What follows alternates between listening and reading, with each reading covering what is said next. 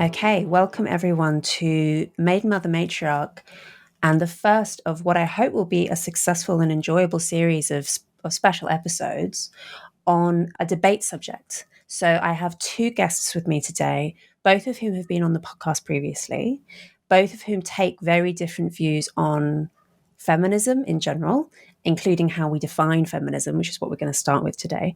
First of all, we've got Bryan Caplan, who's Professor of Economics at George Mason University, writer of many books, including, most relevant to today's discussion, a 2022 collection of essays titled Don't Be a Feminist, Essays on Genuine Justice. And on the other side, we have Holly Lawford-Smith, Professor of Political Philosophy at the University of Melbourne, and author again of many books, the most recent of which is titled Feminism Beyond Left and Right, which attempts, among other things, to define feminism. The motion that we'll be debating today is, should we encourage our daughters to be feminists? And in order to engage properly with that question, we do need to start by defining our terms. Holly had the fun idea of starting by getting each of you to define what the other person thinks feminism is in the most charitable and generous way possible. Yep. So, Holly, it was your idea. Do you want to start by steel manning Bryan's view of feminism, having read his work? Yes, I'm very happy to try and do that. So I'll give myself some points by quoting Bryan, because that's an excellent way to be accurate. So Bryan's definition of a feminist, I think he says a reasonable view that he then takes forward in the essay. So he says feminism is the view that society generally treats men more fairly than women. And basically the rest of the essay is kind of assessing whether in fact it's true that society treats men more fairly than women. This is maybe going to take us across the line from the just stating the view to starting to discuss the view, which I know we'll come back to, but I will just flag he is not explicit about what the more fairly part of this definition means. And what I mean by that is he does not say whether it is strictly comparative. So to be treated more fairly would always mean to be treated differently and better than the other sex. I mean, there's just two sexes. So is it always like we're sort of point scoring about what the other guy gets, like two siblings having a rivalry over the parent's affection? Or is it a kind of objective baseline view where we have a conception of what the human person deserves, maybe getting their basic needs met or having a sufficient range of attractive options, something like that. And then you're sort of treated more or less unfairly when you don't get those needs met. That doesn't necessarily make reference to the other sex. But I think either way that we unpack this more fairly idea, we enable the kind of point scoring or what competition, sibling rivalry that goes on in the rest of the essay. So Bryan then will talk about there's these ways that I think he agrees that women are treated unfairly. They do more domestic labor, for example. But there's all these other ways that men are treated more unfairly, like they're sent off to die in war. And so then you're sort of just assessing, in fact, which group is it that's worse off. And maybe I'll just say, and again, this might be kind of blurring between the two challenges, but if this is the view, then I think it's like Bryan has this strong conclusion, right, which is don't be a feminist. Like a feminist is a person who thinks society treats women more unfairly, but she's wrong about that. And the fact that she's wrong about that is a reason to not be a feminist. The slight tweak would just be a feminist is a person who cares about society's unfair treatment of women. And Bryan grants that there is unfair treatment. It's so that you could just reject it has to be overall winning the sibling rivalry. And then the question would be, well, should you not be a feminist on that view? And again, I think I would like to discuss as the conversation goes on with Bryan, does he really hold this very strong moral principle that it's wrong to be any advocate for a group where the group isn't the most unfairly treated out of all the groups in society, or is more than equally treated with some other groups? Because I think my view would be no, it's totally fine to have a justice division of labor and just care about some groups who have some injustice. So you could be a men's rights advocate about war, and you could be a feminist who cares about obstetric violence, and that's all just completely fine. Okay, so restatement of his view, just in case I talk too much. Feminism is the view that society generally treats men more fairly than women. Okay, Bryan, your turn to charitably define what Holly thinks feminism is. All right, that's super. So Holly and I are on the same page. I'm also a quoter. And so Holly was, on the one hand, made it a little harder because you went through many possible definitions, but if you actually do the work of reading what you wrote, and I think I did, then we get to your final answer, and that's the one I'm going to quote here. So here you have a feminist, a person who works for women's equality, whether of outcome or of opportunity, women's individual self-determination, women's liberation, or women's interests, as the person understands them, whether or not that is also as they are, or who works against male domination. Mm-hmm. So that is the definition that I believe was the final one. What's distinctive about this is that you put a lot of emphasis upon working. So it's not enough just to be a passive believer. When I was reading this, I was thinking this is a lot like the priest who says you can't be a Christian just by saying, I believe this doctrine and now I'm going to exist. You've got to actually start acting on it. And as to what that means is unclear, but you've got to start. It's a living doctrine, something you're supposed to actually be doing things in order to go and promote it, and to maybe not even just live a righteous life yourself, but to actually be proactively trying to achieve this goal. Let's see. Anything else I want to say there? Let's see. So, just in terms of adding on some details, there's also discussion about whether men can be feminists or not. And I believe Holly says that she had a change of heart and initially had the view that men can only be allies, but now men can be feminists. But it's not merely the view that men and women should be treated equally. I just got to be more than that. Mm-hmm. Now, the one thing where I will say I'm unclear and open to correction is if we skip to the last paragraph of the book, mm-hmm. then we get a view which is not totally inconsistent, but it does seem not obviously so. Last paragraph of the book, when something hurts women, feminists are against it. They're not against it only if it fits into team left politics. The same goes for team right politics. They're not against it only if team left women are hurt by it. The same goes for team right women. Feminism is not a political tribe first, women of this political tribe second. It is women first. So that's one where it did leave me wondering, what if women had a totally unjust demand? It would seem like on that latter statement that you'd be required as a feminist to go and support their totally unjust demand, whereas the first definition didn't seem so. Although, again, you might go and say, well, there's this line about women's interests. And it's like, well, what if it's in a women's interest to go and get everything and in no way deserves it, but still, you might say, yeah, it's my team, so I'm going to back you up. But so I'd say, so the main definition, I think that is the main thing you have in mind. And the last part may be hard to reconcile, but I'm not sure. So we've had two sort of opening volleys of criticisms already levied during the charitable definition stage of the debate. So academics.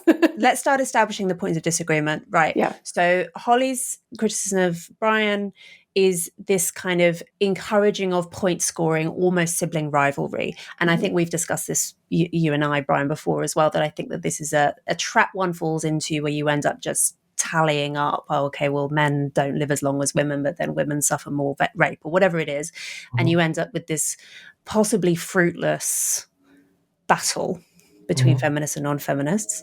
The other criticism that Bryan has levied at Holly just now is, what if a feminist is obliged to advocate on behalf of women's interests or of women's demands? What if those demands are completely unreasonable? Is a feminist obliged nonetheless to say that whatever women want they ought to get? Is that her job or his job? As we've just established, men can be feminists too. Maybe we should start with, since Holly raised it first, Bryan, do you have a response to this issue of fruitless point scoring? Is that where we end up getting trapped in this conversation? Yeah, I don't think point scoring is fruitless. There's a whole effective altruism movement, which is all about, well, how should we go and spend our philanthropic energy? And yes, a very big part is saying, well, what are actually the biggest problems and what can we do about them? And when you are deciding how you're going to spend your philanthropic energy, these are very reasonable questions to start with. I would also just say that, just to sound like a child, I didn't start this. I think most of the moral energy of feminism comes from the sense that they definitely are being treated less fairly than men. And I've got some quotes from Holly's book that I can go over, but I don't know if we need even more quotes. But, just I think you really get a lot of moral energy from the idea it's just definitely a matter of current and historical fact that women have been treated less fairly than men. And so now we want to go and have a discussion of this to get it rectified. Of course, I can totally understand someone saying I haven't been treated unfairly, but I'm an advocate. Like someone's a lawyer for somebody, and it's like their position isn't, or better get a manager negotiating contract. And the position of your manager is not, my client has been treated unfairly by this publisher since time immemorial. Their job is just to advocate. But there is still a big difference in terms of the attitude of someone who thinks that they have a moral justification on their side versus someone who is just bargaining.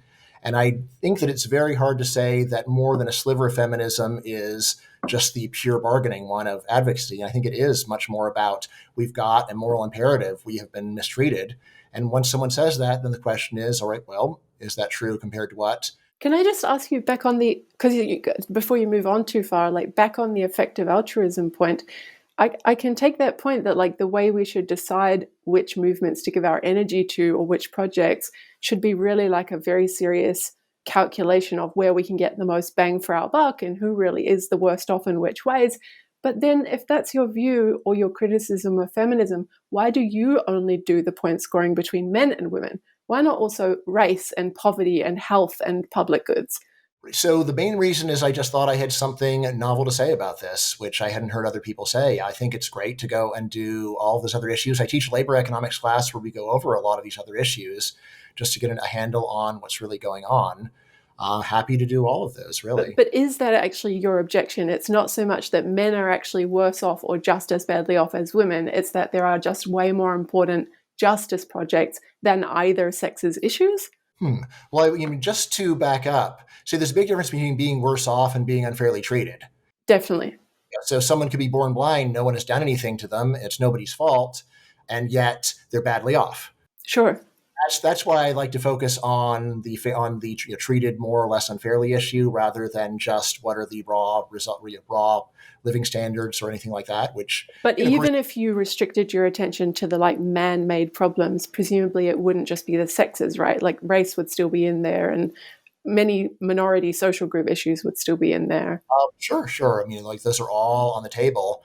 I just say that there's a finite amount of time to go and handle them. And this is one where I thought I had a good marginal contribution. But this does not settle. Oh, no, sorry. I'm not criticizing you writing an essay on this topic. I'm just asking you, is the explanation of your criticism of feminism actually that of all the man-made unfairness problems, the sexes aren't the worst off and shouldn't be anyone's priority? Why do you only talk about male versus female in the essay?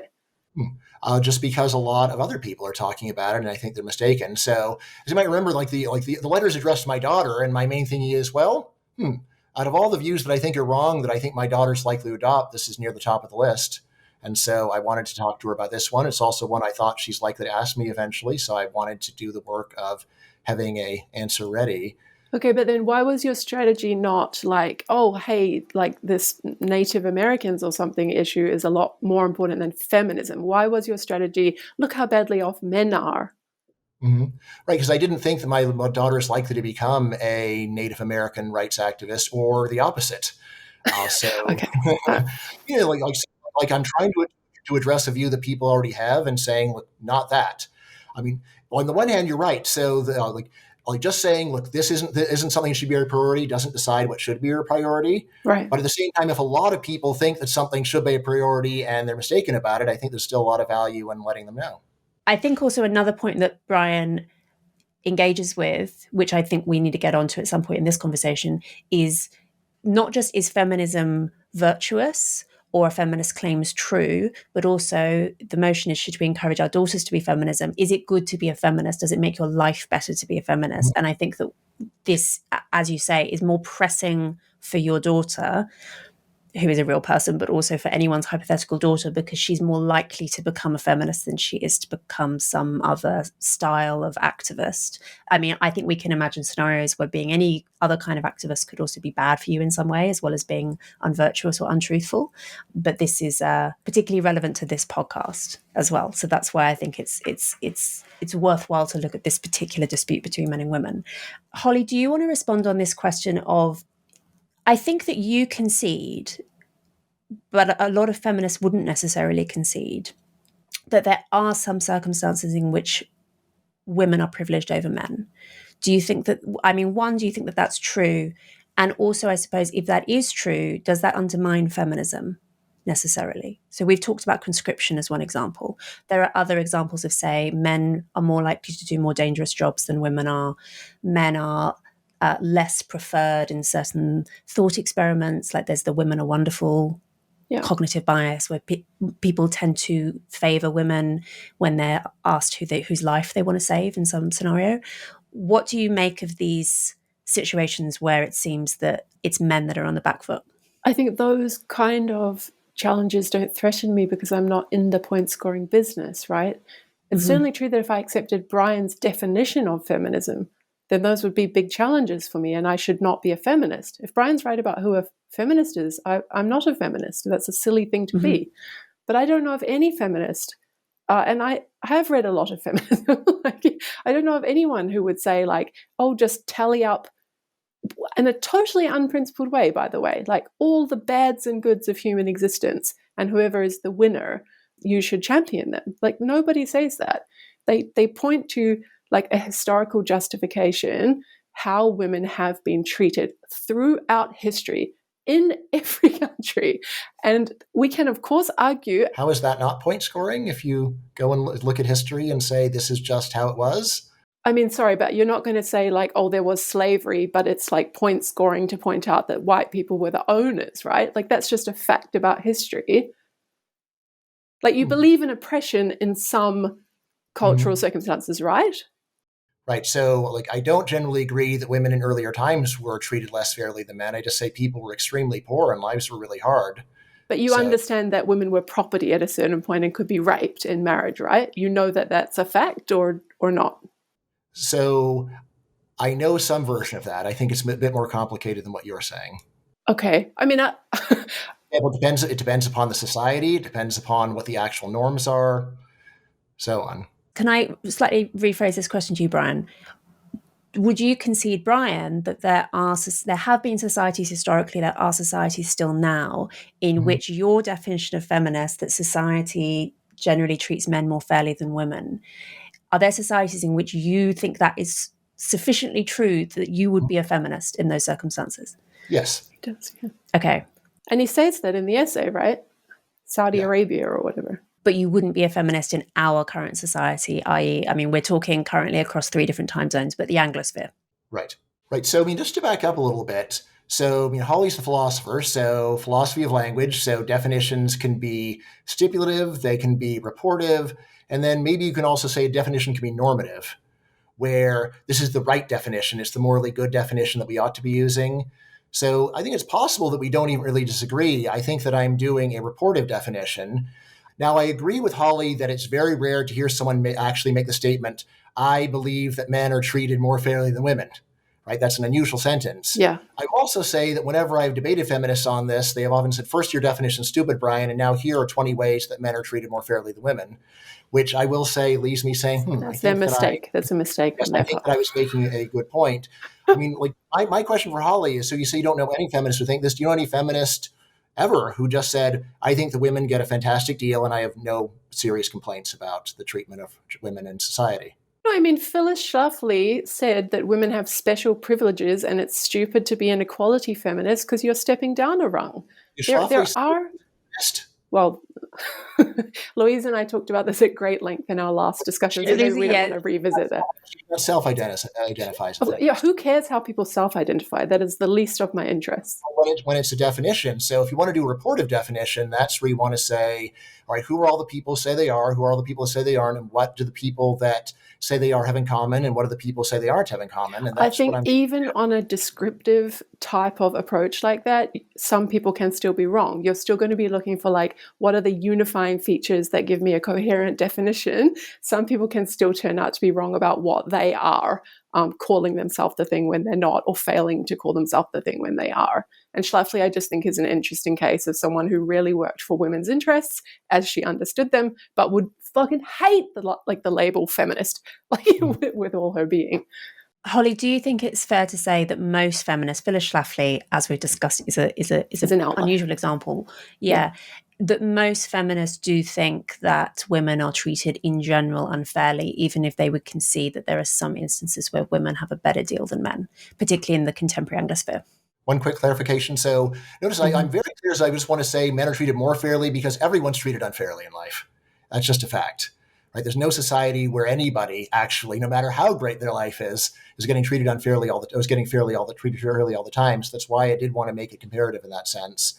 Because like if you just say it's the view that women are treated unfairly, then I'm totally on board because they're human and humans are treated unfairly. Right. So someone cut me up in traffic today. I was treated unfairly, but it wasn't a slight against women, qua women. What we're talking about is unfairly as a group. Yes, so exactly. Holly, this question, do you think that feminists in general do think that in general women are treated unfairly as a group? Look, I find it a slightly unnatural focused term, I have to say, like the unfairness. And what I said in the opening remarks about like, is this supposed to be strictly comparative, or is there some objective notion going on of how people should be treated? My sense is that, and again, like Bryan says, he's talked to lots of feminists, this doesn't seem like an unusual definition, at least, and maybe with like, I don't know what that is, that more like public sphere people or columnist people, or is that academic? Like, I don't know who those people are. In my reading, and especially focused on the second wave, they are talking about domination. They are talking about justice. They are talking about sex roles constraining women's potential because people have stupid ideas about what a female's nature is. None of that is about, at a time, unfairness relative to men in this way that you could kind of do the tallies in the two columns. It's just not their focus. I'd say all of the things that Holly just mentioned would be canonical examples of unfairness. So men are dominating women. It's like, that sounds like an unfair thing to do to someone. Men are constraining women's opportunities. That seems like an unfair thing to do. Here's a passage that I really stuck with me in Holly's book. So men's ideas about women have shaped the cultures into which women are born. Self-determination is a response to this history. It is women who must decide for themselves what a woman is and what it means to be a woman. Men have done enough damage, ! That definitely read to me like a claim about men being treated more fairly than women, and specifically men treating women unfairly, which, like I said, like that could be true. And it is very consistent with my definition that you would do that because it's just the kind of thing that does motivate a person to be a feminist, to say, like, we are being treated unfairly relative to men, and this needs to change, which then does bring us back to that empirical question of, is it really true on balance that women are being treated less fairly than men? I wonder if this is maybe just like a disciplinary, or maybe we just have, like, as a political philosopher, I would make a pretty clear distinction between a concept of fairness and a concept of justice. And maybe I would say domination is an injustice, and constraining someone's potential, whatever, is an injustice. I probably wouldn't call anything non-comparative unfairness. And I even found it a little unnatural to stretch to the definition of like objective unfairness, like there's some baseline about how you should be treated. So it might just be that you have a bit more expansive, like, or maybe you're Rawlsian or whatever, like justice is unfairness. Like, so that's fine. Like, we can just make sure we know how the other one is using the concept. But for me, given how I think about fairness, the way you set up the definition is kind of unnatural. And it's not how I hear feminists talk when they try to say, like, the problem is sex roles. The problem is believing in a female nature or a female mind or whatever. Yeah, I would say that, I do have a background in philosophy, but when I'm writing an essay for a broader audience, I just try to stick with what I consider to be very normal usage and not to go and try to cut a fine distinction between justice and fairness. Mm-hmm. I'd say I probably did fairness rather than justice just because justice sounds like a higher brow concept that makes people, and also people start thinking about the law as soon as you mention justice, even though there's no really good logical reason for that. So I just wanted to stick with something that people felt like they had a better handle on. But yeah, I don't think there's, I wouldn't put any big important, I wouldn't attach any big importance to the exact word you're using. Okay. Getting onto this, we've mentioned already the kind of cross-cultural comparison here, because Brian's already said that there were times when it would be justified to say that women are treated less fairly than men, and therefore it would be justified to be a feminist. I think Holly would say that not only is that still true now, but that really applies to basically every culture up until maybe 5 minutes ago. So that women have always been given lower status than men in certain important roles like political leadership. Women have always been, or very, very often been, legally treated as the property of their husbands or of their fathers, denied the ability to vote in democracies, denied the ability to own property for themselves, etc., etc. I wonder if the point of conflict between the two of you is less to do with semantics and more to do with the question of when that period of history ended, if at all. So I think, Holly, you would say that continues to be the case, that women are, if not formally, legally, but in other ways, socially, culturally, put in second position to men. And Bryan, I think you would say the opposite, that we are now in a period of relative egalitarianism, and when we do the tally game, everyone comes out pretty much net equal. How do you think I've fairly characterized both of your positions there? Can I just add to it, and then can we put this to Bryan? Because I had the same question for him, given that he says, like, yeah, be a feminist if you're in Saudi Arabia, but definitely don't be one here in America.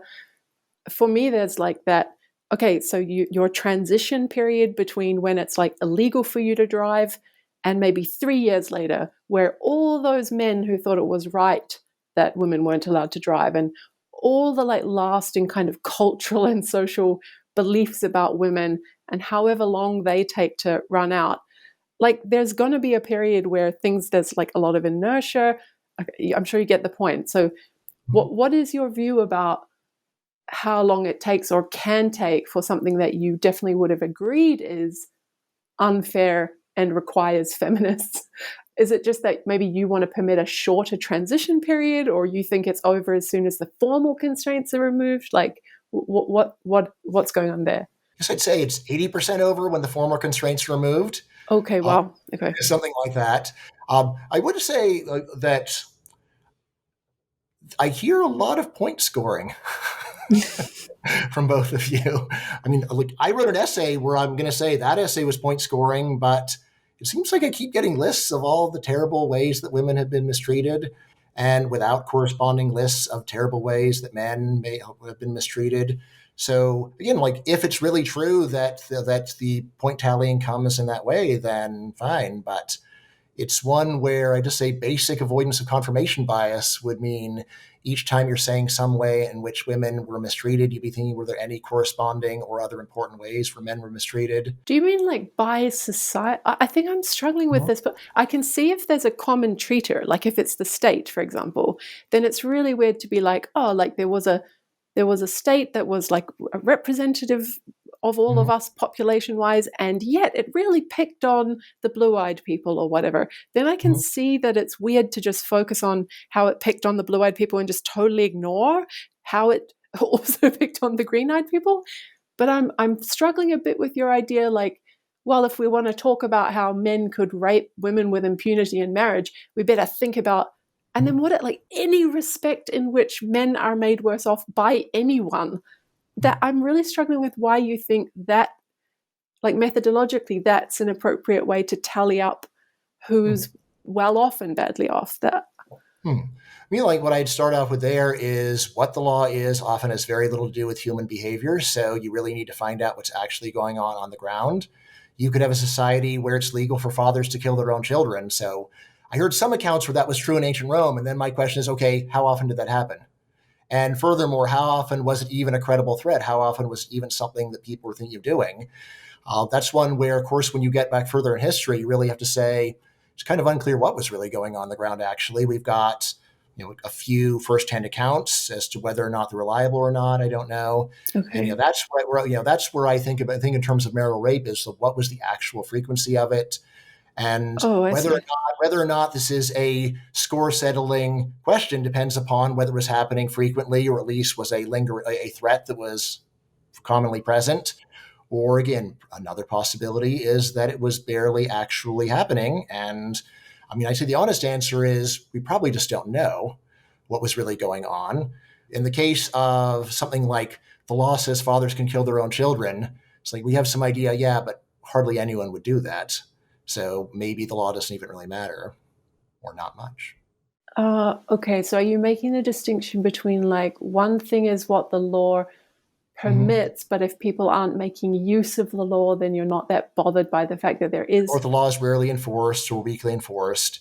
Like these are all things for this point scoring. Okay, and if there's a law that's... It seems like you're bringing up marital rape because you think of it as such a devastating point against the fairness of earlier societies that we really don't need to look at other stuff. And I'd say... No, I think you're really sticking to your framework. And I'm trying to say, I don't see feminists as using that framework at all. So outside the point scoring framework, if you just think like there has been this historical situation for some minority groups in which they were enslaved, like whichever groups you want to talk about there, or in which they have been made the like domestic helpmates and sex slaves of men. Again, we can quibble about the extent to... I'm just saying, so long as there are these situations and then they have lasting historical effects that might take some time to get rid of, you could say that your justice project is caring about that. That's a very different project to your like, who's made worse off under the law or by whom. Right? It's just a different way of thinking about it. I have a third way that you could view this. So at the moment we've got, and I do concede your point, Bryan, though actually we are both criticising point scoring and doing a fair bit about ourselves. I reject that. I reject that. Okay, maybe I'm doing that. I don't think I'm doing that. Okay. The two positions that we've all mapped out, I think.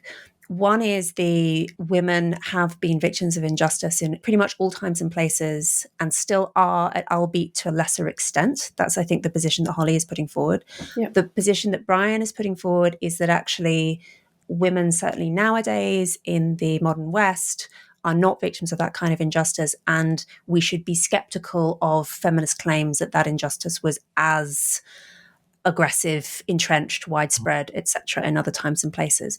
There is a third position. I don't know if you're willing to make the case for this, Bryan, so maybe we need some more vehement anti-feminist in the room, which is that, yes, women have been, for instance, treated like chattel or denied the vote, etc., etc. There are ways in which women are very, very often put in this secondary position in legal formal terms, and that's good. So that would be the other way of viewing this, to say that actually that is a necessary thing to do in order to have a functional society. There are ways in which it is better for everyone, maybe even better for women to be denied these rights. And I just want to air that, because that is the other alternative way of viewing this history, which you will rarely hear nowadays. But if, say, you read contemporary debates on suffrage in the early 20th century, you will often read people, including anti-suffrage women, saying it's better if women don't vote because women are not temperamentally suited to voting. If women vote, it will be bad for everyone. I guess, what do you both make of that third possibility? It's an empirical question and we should look into it. Holly, is it an empirical question, or is it a moral question, or is it both? Oh, I mean, I guess you and I have talked about a version of this before, right? In the like difference feminism question, right? So it is an empirical question whether women are different from men in such a way that they would have a different good. Like what is good for them or what is in their interest would be something different than just whatever is good for the generic human. And I reject the difference position, and I think that the evidence does not support the difference position. But I don't think we talked quite recently about this, I don't think it's fully closed. Like it's not a done deal and you're an idiot if you defend the like brain sex theory or whatever. But my sense is that it's like the mounting evidence does not support the difference type view, and so then it wouldn't support the type of view that like it's actually just good for everyone or it's good for women. So we got a question for Holly. So based upon reading your book, it seems like you would reject the view that feminism is just belief in gender equality or something like that. Is that right? Absolutely. And this is, again, like going back to the second wave tradition, that they're like someone like Andrea Dworkin is very clear that equality is the wrong measure. And the more that you think like, yeah, because we have a kind of very distorted humanity based on this idea of constantly treating the sexes as these two different types of beings in this sort of complementary relation to one another, that is what they would call sex role stereotyping, or like channeling people into these like different types of things that really go against the human personality, and they see that as injustice. And I largely agree with that analysis. So in that sense, equality is just really the wrong word. It almost accepts that like men, and again, I'm sure you disagree with this, but the thought is like men have been more free throughout history, so men set the standard. So for the feminist, it's all about, for the equality feminist, it's all about just bringing women up to the male standard. And yeah, so that, I think that's why I'm never saying the word equality really in the book, right? Or fairness. I'm talking about liberation and non-domination and interests and so on. I mean, the first line of your definition says a feminist is a person who works for women's equality, and then you have some other options, but you do use the word. The thing that's going on in the book is trying to give like such an inclusive definition of feminism that it fits all the disagreement. And then my own view about like what is gender critical or radical feminism. So you're right, I was being sloppy there about the general broad definition, and then my own like sense of what the table thumping right feminism or one true feminism or whatever. Yes, what I say is that I think to get a definition that actually fits everybody, it's just too hard. There's just too many weird people. So that's why with my definition, I was thinking, I think this is going to fit about 85% of self-identified feminists. And that's about the most you can hope for a vague word that people use and have a lot of strong emotional attachment to. But remember what I said about the self-identification. Like, it's not that I'm doing a descriptive project of everyone who uses the word and what do they have in common. It is kind of like, what do I think is a reasonable disagreement between traditions, like the liberal feminist versus the radical feminist or the intersectional feminists? And then whatever I don't want to throw out as like, well, it's not my way I think about it, therefore it's wrong. I don't want to do that. But the inclusiveness is not just like trying to capture the majority of people who use the word. Absolutely not. It's much more theoretical than that. But it's also not just a stipulative definition, right? No. So is it what I called a normative definition, where you're trying to say this is how we should be using the word? It's not how we're using the word? No. So is there a fourth option besides stipulative, reportive, and normative? Yeah, I guess the fourth option is like, of all of the academic debate that goes on, making a normative judgment about what of that debate is reasonable, what is a like wide capacity definition that fits a lot of these projects within its umbrella. So why are we only going to focus on academics here? It's a word that's widely used. Most people who identify as feminists aren't academics. But it's not a word project. I'm not doing an ordinary word project. I'm doing a like feminism as a political movement and project. And there are people, of course, it's not limited to academia. Of course, there are like many people in activism that have great ideas and have been very influential. But it's that project that I'm trying to capture. It's not just like anyone in the world who would call themselves a feminist. Would you say my definition is okay as far as stipulative definitions go, and you just don't like stipulative definitions? I don't think I have a problem with stipulative these things have their place, right? Like, there are philosophers in the gender critical debate that want to know what the like ordinary language usage of women is. That can be really important if the fight is like a public sphere fight about the meaning of a word. So it's not as though I just would want to like be against that type of project. It's just they're very different projects. If your question is, what do the folk, or whatever as philosophers, maybe economists too would call it, what do they think this word feminism means? That's totally fine. Then we've just written on very different topics, I think. Right. Well, I could still be screwing up. So as far as reportive definitions going, am I doing okay or not? of what the folk think a feminist is, do they think that it's that women are treated less fairly than men? I think that's probably not right either. So I'm not even doing well in your Go ahead, Louise. We're halfway through. We have battled over the definition and have reached an impasse, but hopefully at least provided some clarity or provoked some thought in listeners. I want to get on to the more substantive bit of the debate, which is about, should we raise our daughters to be feminists? And there are various ways in which you could tackle this, which we've somewhat covered already. So the first is, I guess, the question of truth. Do we think that there is some truth to the feminist ideas, to feminist activism, which is valuable just in the sense of it's intellectually valuable or it's morally valuable? That's one question, on which I guess both of you are going to disagree. The other, maybe more interesting to my mind, or at least a debate that you hear less often, which is it good for you personally to be a feminist? Would it make your daughter's life richer and better? Is it for her good to encourage her to be a feminist? And Bryan, given that you have written an essay on exactly this question around a real child, do you want to maybe make your case for why you don't think that it is good for one's daughter to be a feminist? The central point, of course, just comes down to truth. If it's true, then you should believe it. If it's not true, you shouldn't believe it. Well, no, because yes, but still is the question of, all right, you can recognize it's true, but then how much should you dwell on it? So like, you may be that objectively you're totally a victim, but then the question is it a good idea to think about yourself as a victim and to focus on your victimhood? And that's where I'd say no. It is not a good idea, no matter how bad things are, no matter how much other people are to blame. It is not constructive to focus on that in your life. So what I say in the essay is that I think that feminism does encourage both antipathy and self-pity, which are very harmful emotions for a person to dwell on. Again, you might say, well, those are the reasonable reactions to the situation. It's like, well, suppose that something terrible had happened to you. Should you go and focus on your antipathy and self-pity, however justified, or should you just say, I'm going to put that past me and to see what is available for me to do with my life? And I'd say, yeah, you should focus on what are the options for what is available to you.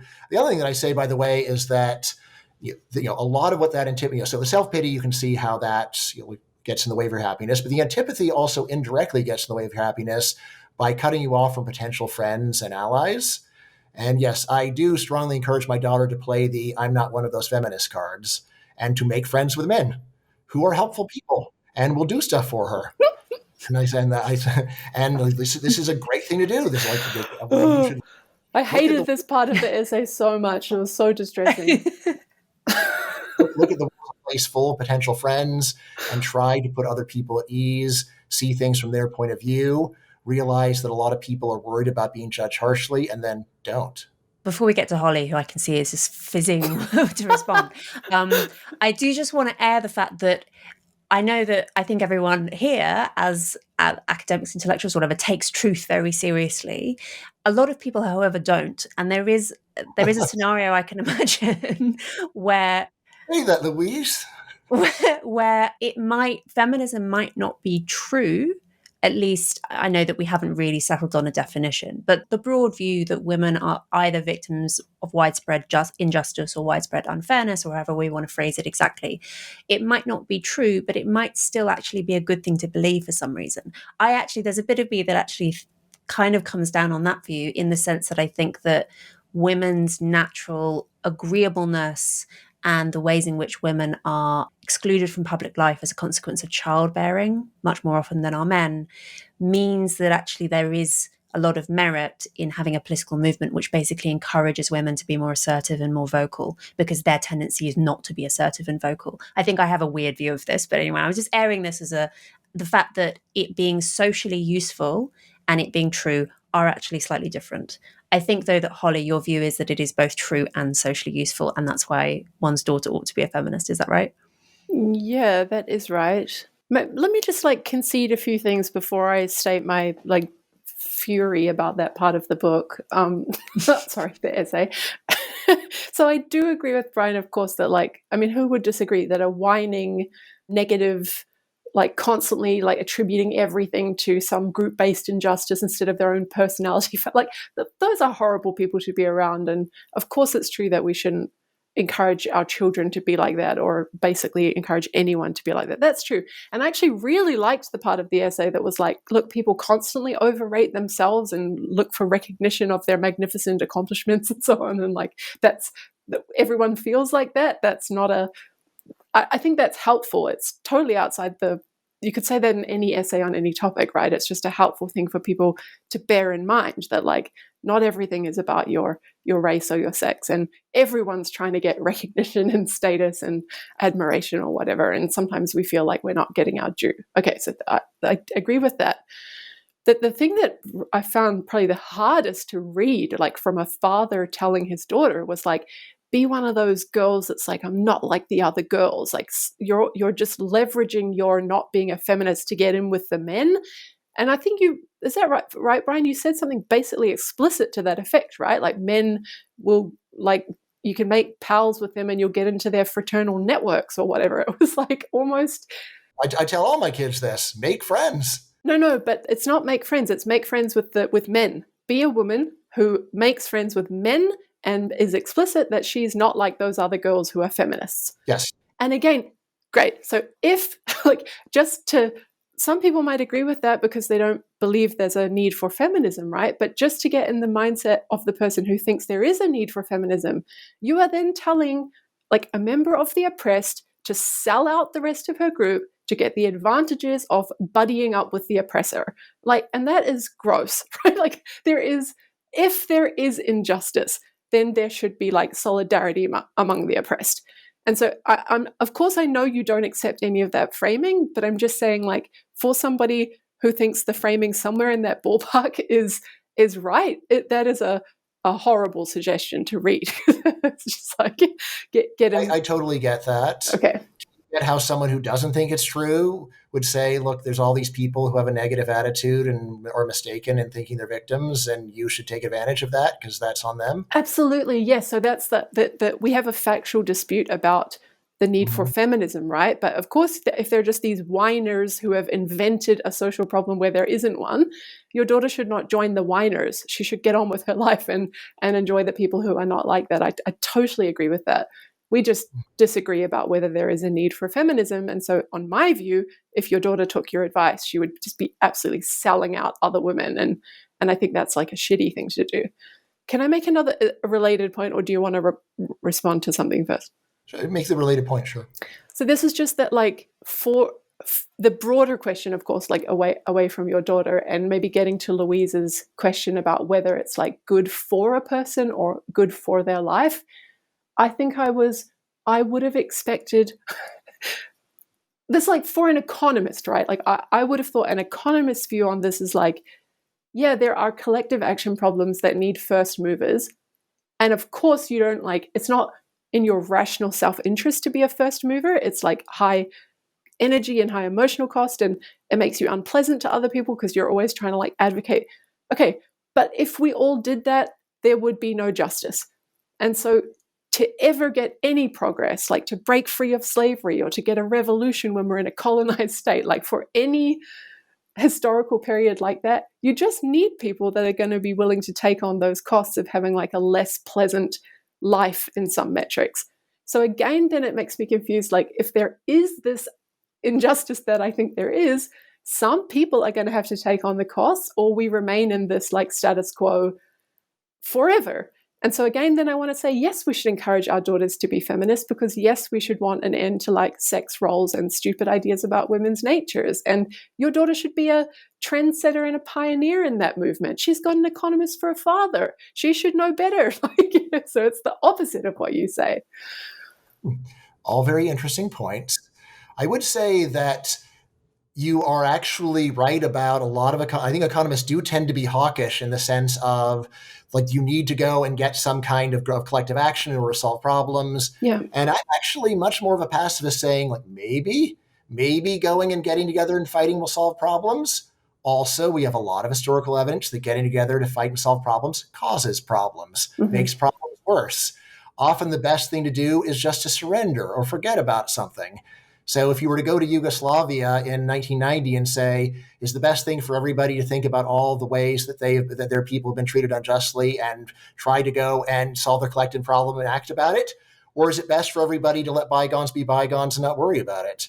Say, yeah, it would have been so much better if everybody just let bygones be bygones and not worry about it. And it's because people were mutually determined to go and right injustices and that you got that kind of conflict. So I think that's actually a very serious issue in human history of people who start off by saying, we're very oppressed, let's get together and do something about it. And then they actually make a problem worse, or they become the oppressors. Maybe they were the oppressors all along and just had false consciousness. But yeah, so but pure, for economists, I think you're right, do tend to have this view, which I think is just an oversimplification of what's going on. And really, anytime someone says, I'm going to fight about this, my reaction is, well, first of all, hold on. Step one is like really check into whether you're even in the right here.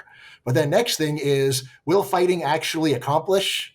Like, what are the odds that fighting actually improves things? What are the odds? Maybe it's going to make things worse. Are there other side harms that you're committing here? So, honestly, I think a lot of the harm feminism has done, it just caused a lot of bad blood between people. And this point scoring, like my preferred world, we wouldn't even be doing it. I don't like doing it. I don't encourage people to do it. But like what I would tell people is, can't we all just be a bunch of hippies and just say, yeah, it's all cool, that's fine, we're not going to worry about it? You say, well, then how will we solve the injustices? It's like, well, maybe things are okay right now. Maybe you're going to make things worse. So, by the way, if I say one of the things, so Holly didn't like that part of my book early. I'm reading you and I'm trying to reconcile the two personas because you seem much more cheerful in person. I know that listeners can't see your face, but you seem quite cheerful, so that's very good for me. I have trouble talking to people who seem very upset, and you're not. But in the book you did, there was a lot more angry rhetoric. Oh, really? Anyways, the part of the book that came closest to angering me, but I really strive to just not get angry about anything, honestly, was the part where you're saying, these are political problems and there's really nothing that individuals can do about them. And again, I don't think I'm misstating you. Let's see here. As women think their situation is a personal problem, they will blame themselves for their failures. They see their predicament as one that's imposed upon them as women. They will see that only collective political action can change their circumstances. The same point applies to solutions. And this is something where, to go back to Louise's point, this is, first of all, false. There are many, for any situation, there's a range of options. There are political options and there are personal options. And just to say that there's any problem where on the individual level you can't do anything to make your problem better. Sorry. I mean, that's not the claim, though. Like, the personal is political claim is not that you couldn't do something personal about it. It's that, like, you're not going to solve the social or macro level problem without collective political action. And the feminists, that's what they wanted and pushed for. Well, so how would you reconcile that with the sentence, if they see their predicament as one that is imposed upon them as women, they will see that only collective political action can change their circumstances? Yeah, that is a feminist activism move during the second wave to get women to stop being like, oh, it's just my husband that doesn't pick up his socks. No, men are not doing their share and we need to do something social about that. Well, suppose a woman has a boyfriend who doesn't pick up his socks. I would say there's a personal solution. Break up with him and find another boyfriend who does pick up his socks. Why doesn't that count as a solution? Well, go ahead. Sorry to interject, but to be fair, there have been many periods in history where a woman couldn't leave a husband who mistreated her, and the right to, I mean, I have my problems, as you both know, with divorce culture, but the right for women to, say, leave husbands and still retain custody of their children was won by first-wave feminists. Of course, then you might wonder, what about the right of men to leave and retain custody of their children? But that would be point scoring, so let's not. Okay, so when I was reading that, I was thinking about another interview that I was doing where it was actually like it was NPR, and there's a letter from one of the viewers saying, like, I'm a nurse, I really don't like my job, it has these problems, and the other two people said, look, you got to form a union. And I'm like, that's terrible advice. That's not going to solve this person's problem. I said, like, here's what you should actually do. Pick up your phone, email other friends who are working in your industry, and look around to see whether there's somebody who's got a job that suits you better. And they got mad at me. I'm like, I have some helpful advice for this person. It's not definitely going to work, but your stuff is terrible advice that wasn't going to solve this person's problems at all. But do you accept that? There's always some things that an individual can do. Like, at the, as economists would say, at the margin, at least, there's some tweaks that you can do. And often there's just some incredible things you can do, especially if you are a nonconformist, like I have another book recommending that you be. So don't just limit yourself to what other people think is okay. Okay, but of course it's true that you could just always be selfish, right? Like you could always just do the thing that makes your life a little more bearable or better, not worry about everyone else. I imagine what people were responding to on the panel you describe is like, if that worker really was just one part of a pattern of many workers in her situation who are facing the same problems, then unionizing would be good, or at least it would be one way to get a collective solution that helps everyone rather than just her. That's not obviously wrong, even if it's not the only possible solution. She was asking for some selfish advice, and I gave it to her. That's fine. That's fine. And as a dad, you might want to give that to your children, right? But I'm just saying, like, that's not like there is a problem and you could help more people and you're not doing that. That is morally relevant. Well, what I'd say is, like when someone asks for some personal advice, this is one where there may be broader issues, but usually it's just one person, and you can, like, you might say, look, I suggest you murder your boss. Like, no, that's wrong. But most of the options that you're going to offer that are practical are ones that are morally acceptable. And then the question is, well, shouldn't I be working to go and solve everybody's problem? And that's one where for almost everyone, I would say, like, do you think that you could even wrap your mind around that? That sounds like an incredibly hard problem. And yeah, so again, is it possible that you think you've got a solution and you're actually going to make things a lot worse, which we've got a lot of historical evidence of? People think they got a collective solution and they just make the world hell. So anyway, it doesn't seem like you literally believe that you don't have personal options that would solve a lot of the problems that women are complaining about. No, it's more normative than that. It's really like they should take the collective strategy because they should be interested in women as a class and want to solve women's problems. Right.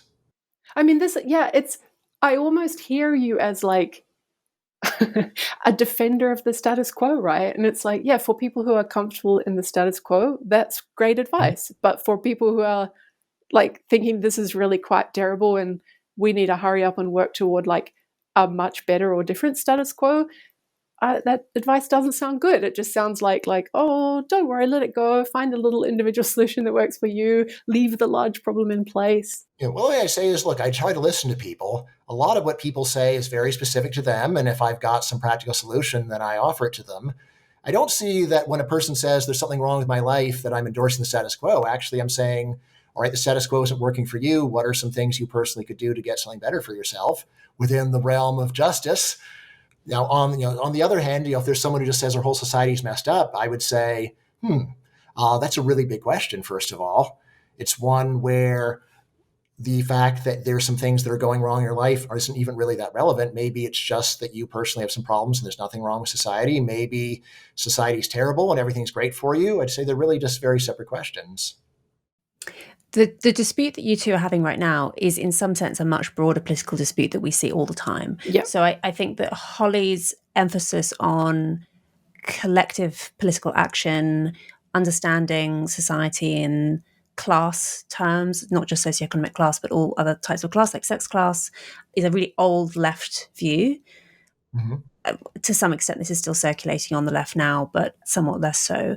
Whereas I think, Bryan, to some extent, it's almost a Burkean conservative view. It's that actually, yeah, maybe the status quo is unsatisfying, although sometimes it's unsatisfying for what Thomas Sowell talks about, like cosmic injustices, right? Sometimes it's really bad luck that you're blind, but no one's done you any ill, and you could make things worse, right? So you should recognize the fact that the status quo might be unsatisfying, but your collective action could very well make things much worse. So I think this is to some extent a broader conflict that goes well beyond questions of feminism and is in some sense a central schism within contemporary politics. Right. Yeah, I mean, if you look at some of my other book titles, you know how un-Burkean I actually am. Yeah, true. Your open borders views. We've talked about this. Some radical views have been terrible and disastrous. Does not mean all radical views are bad. And in fact, there's some radical changes that have been great. Holly keeps mentioning the end of slavery. Yay, end of slavery. That was great. And yeah, like you can easily see someone before saying like, couldn't something go wrong? And it's like, yeah, I guess. Seems super bad right now, but I guess it's hard to find any situation where things are so bad you can't imagine them getting worse. But this is a good gamble here. Mm-hmm. I mean, I would definitely, especially since, remember, so my daughter's 13 now. When I wrote it, she was like 9. And this is one where, especially for someone who's that young, I would just say, like, how about you start with solving practical problems where you have firsthand experience and you can actually do something about it. And the idea that a 10-year-old is going to be able to come up with accurate views about the whole social order is just kind of silly. And like at first, learn to walk before you learn to run, get your own life in order, and then realize, wow, figuring out how to improve society is way harder than figuring out how to make more friends or figuring out how to do better in school. It's not one where you can just go and get some slogans and find some other people telling you and actually reach answers. That's what almost everybody who's messed up the world has done, is just find a group and join them and say, let's get together and do something. I mean, I agree with a lot of that, actually. And I think what we sometimes see in our undergrad populations or in like very militant activist teenagers, for example, that is the running before you can walk and thinking you have a slogan solution before you really understand how complex the issue is and what you would need to have assessed before you reach that conclusion. I can accept all of that. It's just that I think that you can also, at a certain point as an adult, do the work, do the hard thinking, come to your conclusion about what needs to be done, and then decide to be the kind of person who does it. And I guess that the definition I'm defending is someone who's decided to do that for women. Yeah, so two other things I wanted to talk to you about your book, Holly. So I did read it in its entirety while riding high-speed trains in Japan.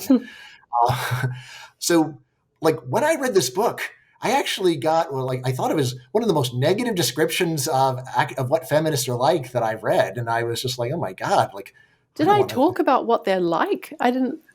Well, the getting angry at people just for saying a slightly wrong thing and boycotting and walking out. What are you talking about? So I believe I read the book accurately. Isn't that like the first incident that you talk about in the book is like there were some feminists that walked out of a conference because they were platforming someone who platformed someone. Oh, sorry, but this is all set up for the left purist schism in feminism. This is not me admiringly describing what a feminist is like. Yeah, no, exactly. My whole point is that your description of them was just so negative. And I was just sort of reading the book and saying, like, who wants to be? But sorry, if I was trying to write a book like selling people on feminism, I wouldn't have talked about those Twitter folk, right? I would have talked about the people that I admire. I would have talked about Andrea Dworkin. I think that's not quite a fair. What I'm trying to do in the book is. So this was not a general review of your compatriots, but was rather highlighting some bad apples. No, I mean, even then, this book is about the fact that at the moment, there's a sense of left-only feminism. Like that within popular feminist movement and activism, there's a sense that it's left or nothing. And the book is an intervention on that view. And so to set things up, I'm just highlighting some instances of this kind of left purist policing. It's not like, hey, what are feminists like and is it good or bad to be one? Absolutely not. But to push back on that, I mean, you make it sound like it's a serious problem of I wouldn't want to be in any group. But the problem is not feminism. The problem is the left purism. And lots of those women behaving badly, they put the left first. They are really tribal leftists, not feminists first. But you're not reading them out of the movement, right? They're part of it. This actually does bring me on to the next thing which I wanted to talk about. We'd spoken about the negative, so the putting aside the collective action question and whether one ought to participate in that. Yeah. We talked about some of the negative personal consequences as an individual that you might suffer from being a feminist. So I think Bryan raised embedding this victim mentality, going through life feeling negative for no reason, inducing a feeling of lack of agency, etc. To which we might add, given that what you just raised, Bryan, participating in a movement that is whether or not we think it ought to be, is currently riven with all sorts of infighting and unpleasantness. And it is true that as an individual, you might participate in feminism, particularly if you're participating in sort of feminism that Holly advocates, i.e. gender critical radical feminism, and you'll attract a bunch of other activists who try and ruin your life. So they're like, this is quite serious personal cost from that, which I think listeners to the podcast will mostly be familiar with. But the flip side of that, which I wanted to raise, are there positive individual consequences from being a feminist? So one example that I can think of, and perhaps you could come up with others, is if I raise my daughter to be a feminist, she is, and talk to her about things like domestic violence and historic examples or examples in contemporary culture of women being terribly mistreated by their husbands and partners, she might be more alert to those risks. She might keep herself safer more effectively because she's less likely to be lured in by the false promises of an abusive man, because she knows about the risks to women in general from men like that. Just one example, but whether or not the broader political movement is good and true, do you think that there is some personal advantage in a young woman believing in feminism? Depends upon what the probabilities are. In my, honestly, the way that I raise all of my children is to help them get over social anxiety, which I think is an endemic problem with young people today. And one of my slogans, don't think about what could go wrong, think about what could go right. Now, if you think that there is a very severe probability of bad things happening, or a high probability of bad things happening, then I'm raising my kids terribly and I'm a bad dad. I just say, look, these things are real low probability, at least in any place that you're likely to go. And you should be focused on making good things happen, not avoiding bad things. I guess I would focus on slightly different benefits. So it's true that she might be more able to keep herself safe from certain risks. And maybe this is a good time to direct listeners to your two having the previous conversation, because I thought that was a nice exchange where one was an optimist and oh, but what about all these good things that can come of it? Okay, that was a nice, and that ties in well here. Some of it is a temperamental difference, yeah. Yes, I think so. And so the precautionariness of keeping yourself safe from certain experiences on dates versus the but just put yourself out there and look for the right kind of person, and people are lonely. Okay, I think that was a really helpful exchange. And aside from the possible benefits of keeping yourself safe, the kind of feminism, the radical feminism that I think it makes women a lot more confident and a lot more self-believing. And I'm thinking of a particular woman that would not call herself that, but every philosophy conference we go to together, it's she's almost the only woman. Then there'll be a big room full of men, and she'll start speaking, and a man will interrupt her. And then she will say immediately, "Thank you, Mike. I'm perfectly capable of finishing my own sentence." And she does that 7 times a day in various ways. And why I give that anecdote is just she has a very clear sense of her own just fully equal human capacity, and she then therefore has a clear sense of when there is encroachment, and she stands up for herself, and in doing that she stands up for women. And so I think there is something about really counteracting the cultural narrative about girls and boys being different and what girls should be like, or what girls are owed. Having daughters who then grow up with a very fierce sense of protecting those boundaries and defending them for other women too, I think that's good. And so that would be a kind of character/personality benefit that's not over on the whinging grievance culture side. It's just a firm capacity to know how you should be treated and to stand up for yourself. Yeah, I'd say it's a lot more important to make friends than stand up for yourself. And I say this as someone who, by temperament, is a self-stander-upper. And I was that in my youth. And then over time, I realized, wow, this is not really getting me anywhere. Why am I standing up for myself and alienating others and making enemies? Why not go and just assume the best of others? And if I'm not getting what I want, figure I'm probably not asking in the right way. This is a trade-off. You're balancing risks. I still think that the human norm is to assume that you're being aggrieved. And it is much better to think about how might I have aggrieved others.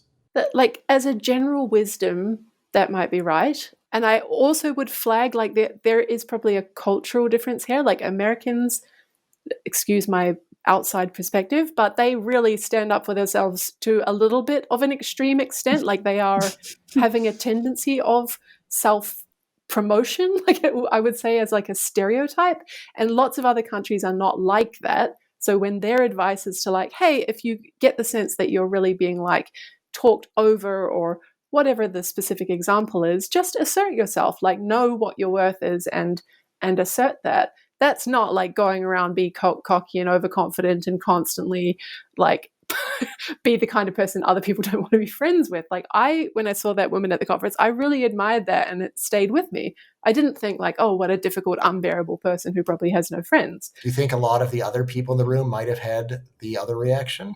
No, my sense was that she was interrupted and her naming it was helpful and it changed the norms of the day. Do you think there might be a bunch of people silently disliking her and feeling like they don't want to talk to her because they're scared of getting their heads bitten off?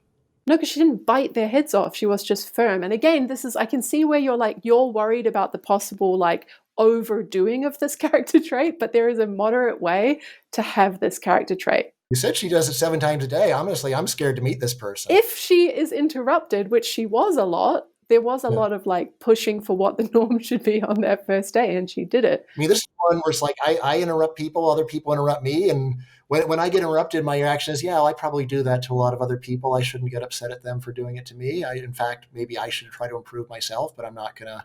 But hold on, like again, this is maybe disciplinary. In philosophy, in a question session, you would never interrupt a person asking a question, and you would never interrupt a question asker mid-sentence.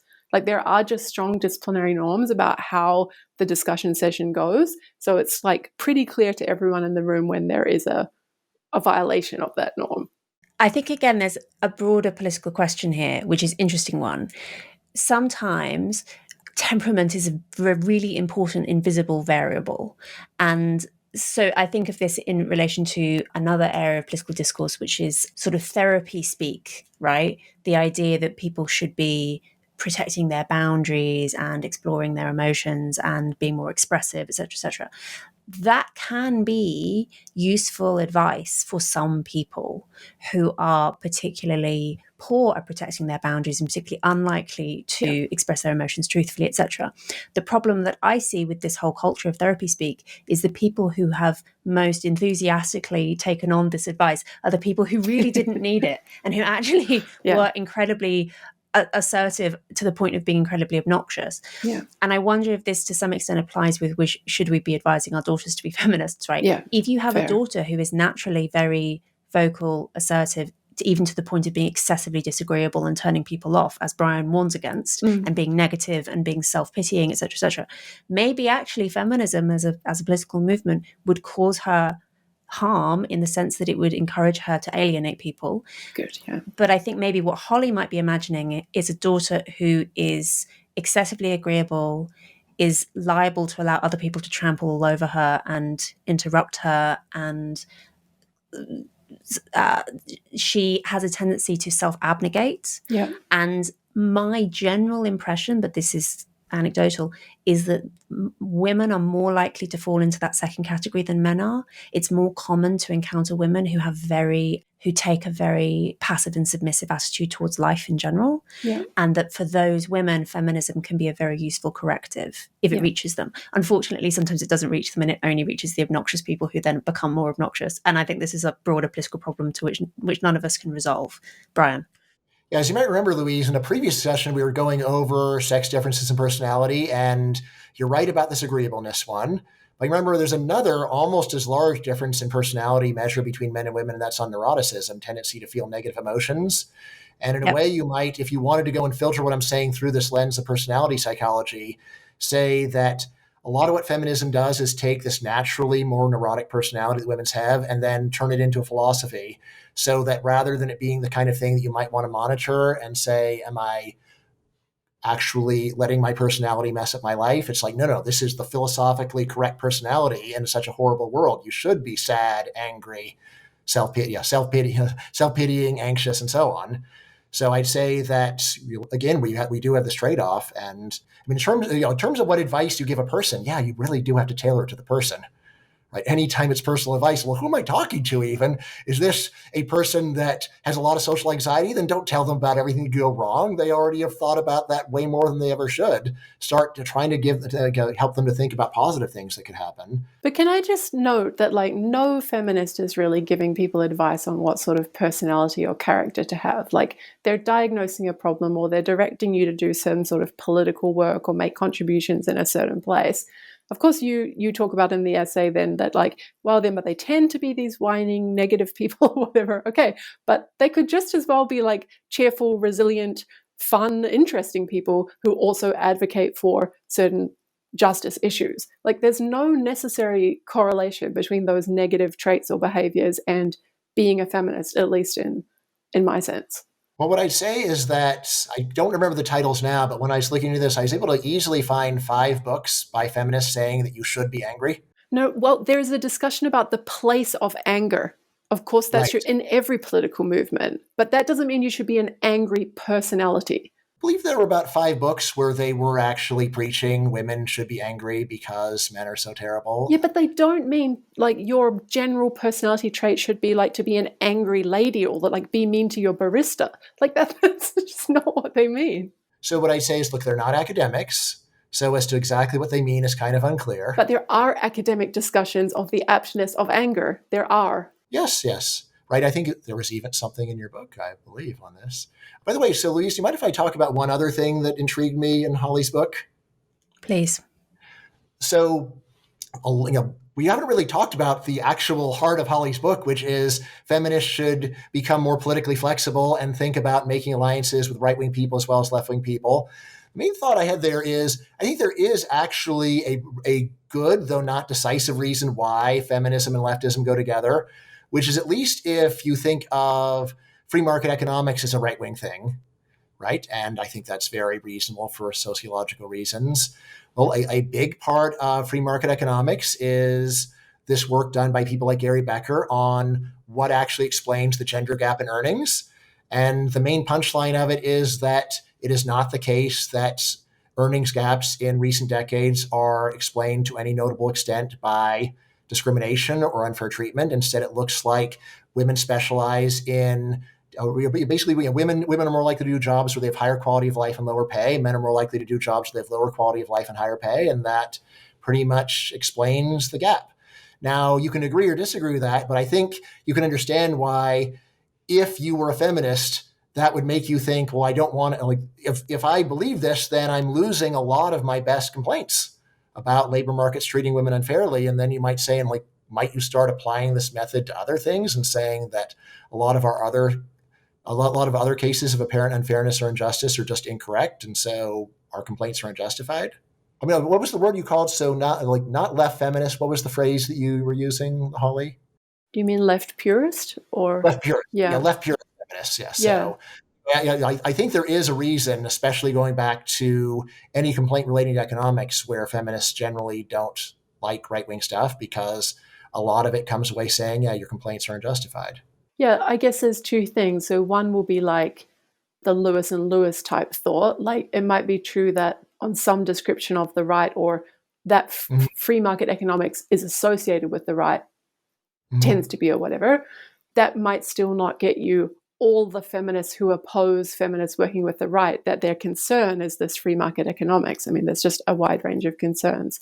The other thing is just what feminists care about, right? Like, for a lot of us, and I've said a lot of times now, like sex role ideas or ideas about women's nature, that's where my main concern is. And that's what has brought me into conflict with trans activism, for example.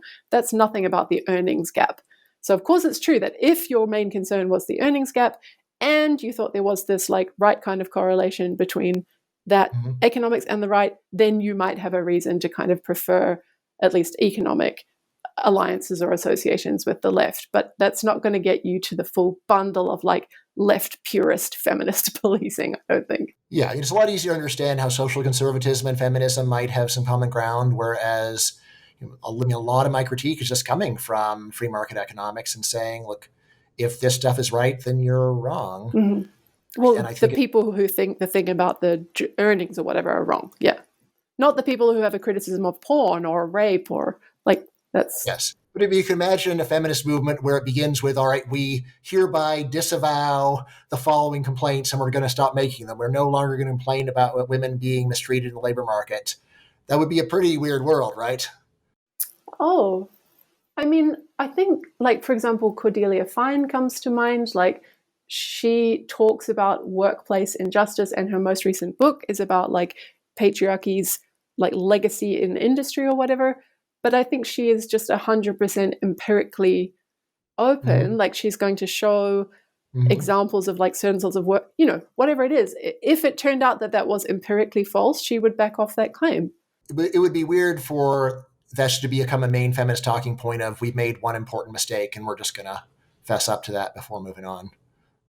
Sorry, you think it would be weird for feminists to admit what they've been wrong about? Say that, like, we were wrong about the pay gap. Sorry. Why would that be weird? That would be great. We should all be empirically open-minded, right? It's often weird when a person does the right thing, right? No, what I mean is, like, say Extinction Rebellion, like, rest their whole campaign on a false claim about climate change, and then they would show integrity if they were to come out and say, hey guys, we're right about these other things, but we actually just want to say we've been getting this one thing wrong. That probably ups public trust in them rather than reducing it. But integrity is weird, right? Most people don't have much. I think the point of contention that's come up a few times in this conversation, which, by the way, we're nearing the end of, so we do need to start thinking about how we're going to wrap this up. I think Bryan has a tendency to assume that feminists are more united than they are. Yes. And I think that Holly, having been in the thick of serious intra-feminist conflict, thinks the opposite. You can find, I mean, particularly if you adopt Holly's very, very expansive definition of feminism, you can find people who can plausibly be described as feminists and who think all sorts of things. I, for instance, do often describe myself as feminist, and I'm not concerned about the earnings gap and have written as much many times. Bryan? I mean, Holly's the one who actually, if we go through the transcript, has multiple statements about I don't know a single feminist too. And like, that's one where I'm like, a lot of feminists. You got to know one that fits this description that I have. And whereas I'll say, look, I don't think my definition fits more than 85% because it's a reported definition of a complex situation. So like that's about as good as you can do. But to be fair, I am an introvert and a hermit, and I don't really talk to people. So maybe you just talk to a lot more people and have more of a sense of what they think feminism means. I read books and I report on what the books think the concept means. And that just might lead us to different conclusions. Yeah, social media totally counts as interacting with people. Right? Yes, I was going to say, I think that one of the reasons possibly that you two take a different view is that Holly is engaging overwhelmingly with academic feminism, and Bryan, you're engaging more with popular feminism. And I think that both are worthy of engagement, but they do tend to say slightly different things. Yes. Yeah, I mean, in my mind, Holly is more like a theologian saying this is the true Christianity. And I'm just talking about, look, like I've got a bunch of public opinion work on self-identified Christians, and there's a lot more of them than there are of you, so let's talk about them. Yeah, but do you also agree that a movement has some connection to its theorists, right? At least, so I would just want to say, like, it's not quite that, just in the sense that, like, there are these women writing books trying to work out the theory of the activist practice, and there is then some contribution that they are making, and that makes it worthwhile to try to understand what they are setting out. I mean, if the view is basically right, then getting it more precise is helpful. Right? If the view is deeply wrong, then getting it more right isn't. Getting it more precise isn't helpful. So, well, there's so many different views, though, and maybe this ties back to one thing you said recently, right? Like, these things are really complicated, and you really have to understand them well before you reach a view. And I mean, maybe this is a slight criticism of your essay, because Louise is right. You talk about feminists. It's like, well, sorry, but like, is it Andrea Dworkin? Is it Amir Srinivasan? Like, is it, like, who are you talking about? And then they all do have these very, very different views. Right. So, I would say that, like, just like to Catholics and Protestants, their views seem very different, but to outsiders, it's basically the same stuff. Right? It's one where you have to be, like, if you are not inside of an intellectual culture, then in some ways it's easier to see the similarities. Of course, if it's true, then the subtleties are important. If it's just deeply misguided, then the subtleties are kind of a waste of time. But right? Doesn't it follow from your essay advice to your daughter that she shouldn't be any kind of feminist? Or would you write an essay that's like, don't be a radical feminist, but do be a post-colonial feminist to your daughter. Don't be what normal people think of as a feminist. And don't be what normal people. Okay. and then like the question is, well, I found someone, so yeah, my daughter's a friend who says, well, she's a feminist. Like, well, what does it mean to her exactly? And this is actually extremely helpful. So, like, there isn't any very precise answer to what it means. But in terms of progress, right, this is like a good ending because that's really helpful. Don't be what the folk mean when they use the word feminism. We could all agree about that. But maybe be a gender critical feminist, actually. Go read Holly's book. Maybe read Louise's book and see if you want to become a like anti-hookup culture person, because that's really bad and all the great. Maybe be a feminist in all these more precise ways where you find out what that means and if it matters. Great. If there is, in fact, a very large gap between the academic versions and the null version, sure. Okay. I don't think the gap is that big. Oh, really? Okay, I think it's huge. That's the normal thing for a person in a movement to think, right? It's well, no, I mean, if you're right that they just think it's point scoring about who's treated unfairly, then any movement focused on the social construction of the ideas of masculinity and femininity is worlds apart from that. That's just obvious. Yeah, so it's not so obvious when you look at the execution, I would say. I mean, I'm not going to convince you guys, but anyone who's listening, I'd say, like, in terms of how much, like, is it really true that Holly and Louise are eschewing point scoring? It seems to me they did more than me, but maybe I'm wrong. I did none, and Louise says she did a little, but I didn't see it. So could we not come up with a definition of point scoring where you did a lot? The folk definition of point scoring, yes. The academic definition, no. That's fair. A way that I could satisfyingly end this is to, we could all agree on a particular type of feminist that we all super, super hate. I think that we could probably do that.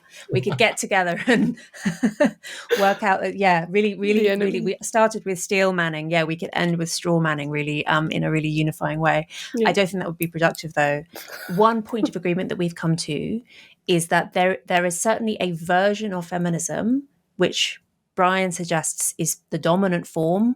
I think that we've talked about 80% quite often, that maybe 80% of feminism conforms to this women treated unfairly by society definition that Bryan offers, and that is difficult to defend intellectually. It would potentially make your life worse, or it would certainly present some quite painful trade-offs if you were to commit your life to that kind of activism and encourage your daughters to do that.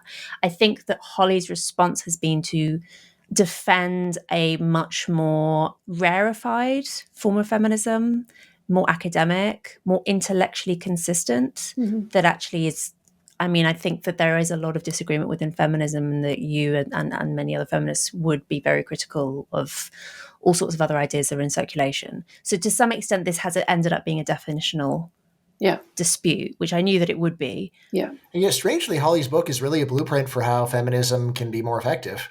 Yeah. So I don't think of it as so rarefied. In a way, I think of it as a practical manual for making some new political friends. Yes, but Louise is right that it's not at all like capturing what most people might mean by feminist, or the anyone who just self-describes easily and casually in that way. It's probably not what they had in mind. So in that sense, it's rarefied by trying to be very careful and precise about what that thing means, right? Or do you accept that? I think I would say is that the left purist feminists would be ready to read you out of the movement, or it sounds like they may have already done so.